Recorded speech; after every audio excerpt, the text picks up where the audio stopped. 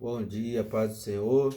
Estamos hoje no 38º dia de devocional, de oração por avivamento na família e na nação. Hoje nós estaremos falando sobre o tema Redirecionando a História pela Oração. Jeremias capítulo 29, versículo 11, versículo bem conhecido, diz assim: Porque sou eu que conheço os planos que tenho para vocês, diz o Senhor. Planos de fazê-los prosperar e não lhe causar dano, planos de dar-lhes esperança e um futuro. Amados, o livro conta uma história que anos atrás, numa grande tempestade que teve na Inglaterra, uma pequena igreja da costa da Inglaterra foi destruída. Essa igreja tinha uma enorme torre e a congregação, essa igreja era pobre demais para reconstruir o edifício.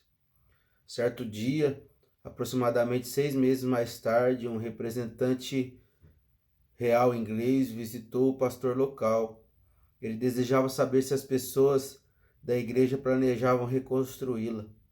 O pastor descreveu a lamentável situação financeira da igreja e o visitante, o representante real, respondeu: Se você não reconstruir a igreja, nós o faremos.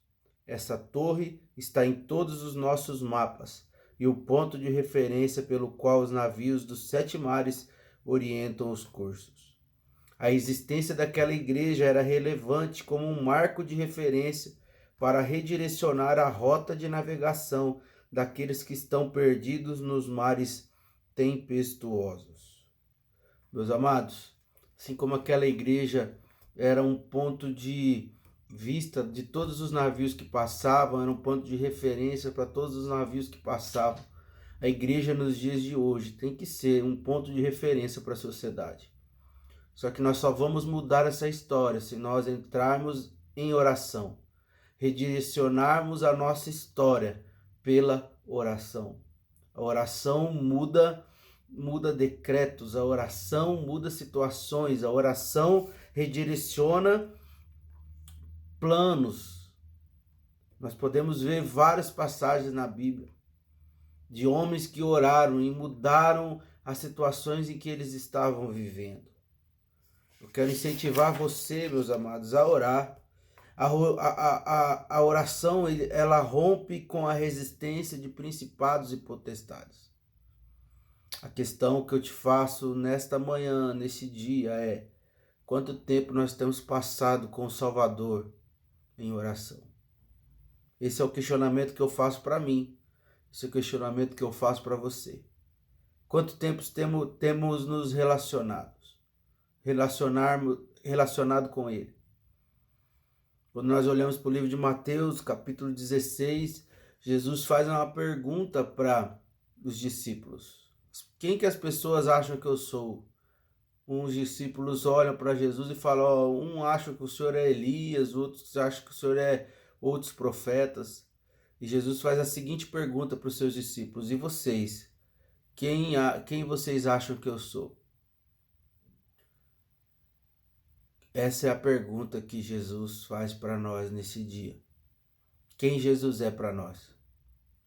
Quem Jesus é para nós? Será que nós sabemos responder? Nós só saberemos responder essa pergunta se nós conhecermos Ele. E nós só conheceremos Ele se nos relacionarmos com Ele. E como nós nos relacionamos com Ele?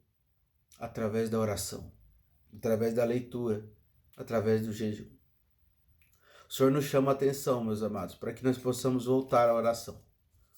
Essa é a mensagem que Deus nos fala nesse dia. Amém? Não esqueça de ler o capítulo 26 de Atos hoje.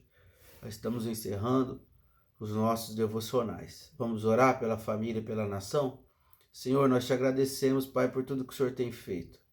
Te agradecemos pela sua fidelidade que é grande, pelo seu amor que dura para sempre. Te agradecemos, Senhor Jesus, porque o Senhor é fiel.